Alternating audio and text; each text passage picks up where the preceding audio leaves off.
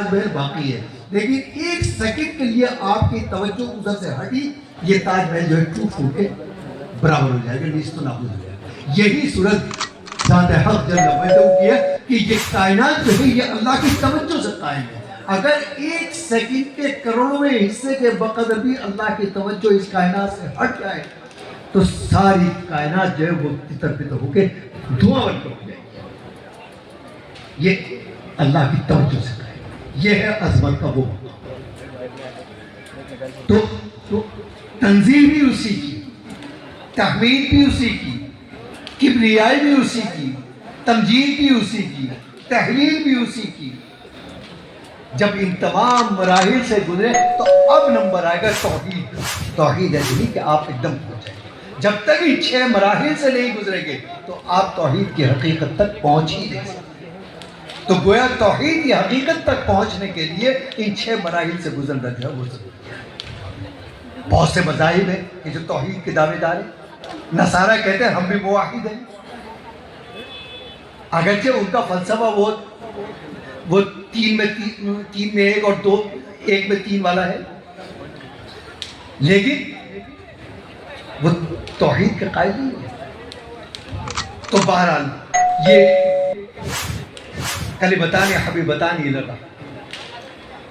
اب آخر میں ایک بات سرد کے حوالے سے کہ یہ اسماء الرجال جس کو فن روات بھی کہا جاتا ہے، یہ دنیا کا عجیب غریب منفرد فن ہے کہ پوری بنی نوع انسانی کے اندر کوئی اس کی نظیر، کوئی اس کی مثال پیش کرنے سے قاصر ہے پوری تاریخ۔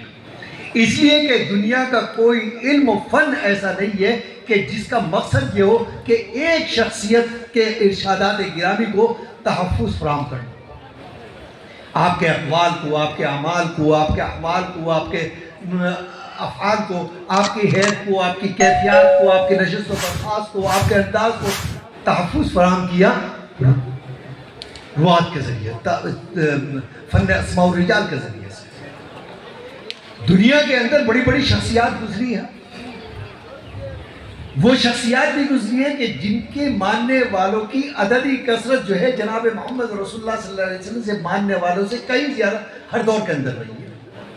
مثلا حضرت موسیٰ علیہ السلام، موسیٰ علیہ السلام کے ماننے والوں کی تعداد ہر دور کے اندر جناب محمد رسول اللہ صلی اللہ علیہ وسلم کے ماننے والوں سے زیادہ رہی ہے۔ وجہ اس کی یہ ہے کہ اس کو مسلمان بھی مانتے ہیں، ان کو یہودی بھی مانتے ہیں، ان کو عیسائی بھی مانتے ہیں۔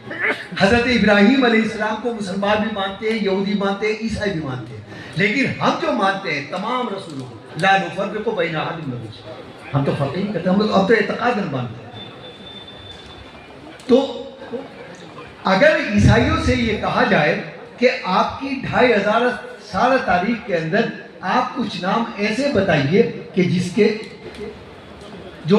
جنہوں نے حضرت عیسیٰ علیہ السلام کے ارشادات کو جمع کیا، تو مشکل سے 10-20 سے زیادہ وہ نام نہیں بتا سکتے۔ اور یہاں 6 لاکھ افراد کا انسائکلوپیڈیا تیار کیا گیا، یہ محدثین کا عظیم ترین کارنامہ ہے۔ اور انسائکلوپیڈیا بھی ایسے نہیں، راوی کے بارے میں ایک چیز کی تحقیق کی گئی، کہاں پیدا ہوا، کس خاندان میں ہوا، کس قبیلے سے اس کا تعلق ہے، ان کے اساتذہ کون ہیں، کون سا علم حاصل کیا، کس سے کیا، اساتذہ کی رائے کیا ہے، تلامذہ کون ہیں، تلامذہ کی اس کے بارے میں رائے کیا ہے، معاشرے کے اندر اس کا مقام کیا ہے، اس کے حفظ کی کیفیت کیا ہے، اس کے دیانت، امانت اور عام حالات میں اس کے کیفیات کیا ہیں، وہ ساری جمع کی گئی۔ پھر جس راوی سے یہ روایت کر رہا ہے اس کے اور اس کے درمیان زمانی اور مکانی فاصلہ کتنا ہے، آیا ملنے کا امکان ہے یا نہیں؟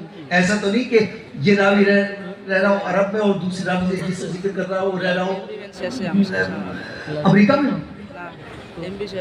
تو حضرت سفیان ثوری رضی اللہ عنہ جو رحمہ اللہ، جو تبع تابعین میں بہت اونچے درجے کے تھے، جن کے بارے میں یحییٰ بن معین نے فرمایا کہ امیر المومنین فی الحدیث، انہوں نے کہا کہ جب نبی کریم علیہ السلام کی وفات ہو گئی، آپ نے پردہ فرما لیا اور زمانہ دور ہوا، تو وہ تقوی و طہارت کا وہ معیار کہ جو صحابہ کرام میں تھا پھر تابعین کے اندر تھا، پھر تابعین سے تبع تابعین تک آیا، تابعین کا. تو اب آ کر تقوی کا وہ معیار ذرا کم ہوا، اس لیے کہ اولاد کے بعد آفات کا دور شروع ہوا. تو فرماتے ہیں کہ ہم نے تاریخ کا ہتھیار استعمال کیا. ایک راوی آیا، اس نے کہا جناب محمد رسول اللہ صلی اللہ علیہ وسلم نے یہ حدیث بیان کی. تو اس سے پوچھا گیا کہ تم نے یہ حدیث کس سے سنی؟ کہا کہ فلاں تابعی سے سنی ہم نے. کہ کہاں کب سنی؟ کہ 108 ہجری میں سنی. کہ کس جگہ سنی؟ کہ آرمینیا میں سنی. پوچھا کہ یہ تابعی آرمینیا کے اندر کیا کر رہے تھے؟ کہا کہ یہ جہاد کے اندر گئے تھے، مارکے میں. تو حضرت سفیان ثوری کہتے ہیں یہ تو تم جھوٹ بول رہے ہو، یا تمہیں التباس اور شک ہو رہا ہے، یا تم دانستہ کسی مقصد سے نہیں بول رہے ہو. پہلی بات یہ کہ ان تابعی کا انتقال جو ہے وہ 104 ہجری کے اندر ہو چکا ہے اور تمہاری 108 میں ملاقات ہوئی. دوسری چیز یہ کہ آرمینیا یہ گئے ہی نہیں، جس مارکے کا ذکر کر رہے ہو وہ روم کے اندر لڑا گیا تھا. یہ روم کے مارکے میں گیا تھا، اور روم کے محاذ میں اور آرمینیا کے محاذ کے اندر تقریباً 2500 کلومیٹر، تقریباً 2.5 مہینے کا فاصلہ ہے. لہذا تمہاری روایت جو ہے رد کی جاتی ہے. یہ سمجھیے کہ یہ نقطۂ آغاز ہے. پھر یہی نہیں کہ معمولی اور غیر معمولی، صرف متن کی حفاظت نہیں کی 6 لاکھ افراد نے، بلکہ معمولی اور غیر معمولی ہر چیز کی حفاظت کی. میرے جد محترم حکیم الاسلام مولانا محمد طیب صاحب نفر اللہ مقدو فرماتے ہیں کہ ہم نے مشکات پڑھی اپنے والد حضرت مولانا حافظ محمد احمد صاحب سے. جب حدیث نوحہ پر وہ آئے تو فرمایا کہ اس کی تشریح کی کہ دور جاہلیت کے اندر لوگ وصیت کیا کرتے تھے کہ مجھے میرے مرنے کے بعد اتنے دن تک رویا جائے. کسی نے مہینہ، کسی نے سال، کسی نے 6 مہینہ، کسی نے. اب ظاہر ہے کہ کس کی آنکھ میں اتنے آنسو رکھے کہ وہ اتنے دن تک روئے گا. اس کے لیے کیا کرتے تھے کہ معاشرے کے اندر کچھ عورتیں تھیں، ظاہر ہے عورتوں کو رونے میں ملکہ حاصل ہوتا ہے، ادھر ارادہ کیا ادھر پٹ پٹ آنسو گرنے چھوڑے. تو ان کا کام ہی یہ تھا. تو مرنے والے کی وصیت کے مطابق کسی نے 5 کسی نے 10 ان کو بلا لیا، اور طریقہ یہ ہوتا تھا کہ وہ آ کے رہتی تھی اسی گھر کے اندر مرنے والے کے یہاں، اور وہ کھا رہی، پی رہی، رہ رہی، سہ رہی، ہنس رہی، بول رہی. اور جہاں انہوں نے دیکھا کہ کوئی تعزیت کرنے آ گیا یا مہمان آ گئے تو وہ ساری سر جوڑ کے بیٹھ گئی، اور اس کے بعد اس نے مرنے والے کے فضائل بیان کرنے شروع کر دیے. وہ تو پہاڑ تھا، وہ تو دریا تھا، وہ تو شیر تھا، وہ تو سمندر تھا، جو کچھ ان کے سمجھ میں آیا وہ فضائل، اور راہ کر کے رونا شروع. حضرت حکیم الاسلام فرماتے ہیں کہ ہمیں یہ خیال پیدا ہوا کہ جب یہ پوری کیفیت بیان کر دی تو اسے یہ رونے کی آواز نکالنے کی کیا ضرورت. تو حضرت مولانا رشید احمد گنگوئی نے فرمایا کہ میں سمجھ رہا ہوں تم کیا سمجھ رہے ہو. یہی سوال ہمارے ذہن میں آئے تو ہم نے حضرت شاہ عبد الغنی مجددی رحمہ اللہ سے پوچھا تو انہوں نے کہا کہ یہی سوال ہمارے ذہن میں آیا تھا کہ راہ کی ضرورت کیا تھی. تو حضرت شاہ اسحاق صاحب نے اسی طرح سے آواز نکال کے بتائی. حضرت شاہ اسحاق صاحب نے بتایا کہ یہی آواز ہمیں شاہ عبدالعزیز صاحب نے بتائی تھی نکال کے.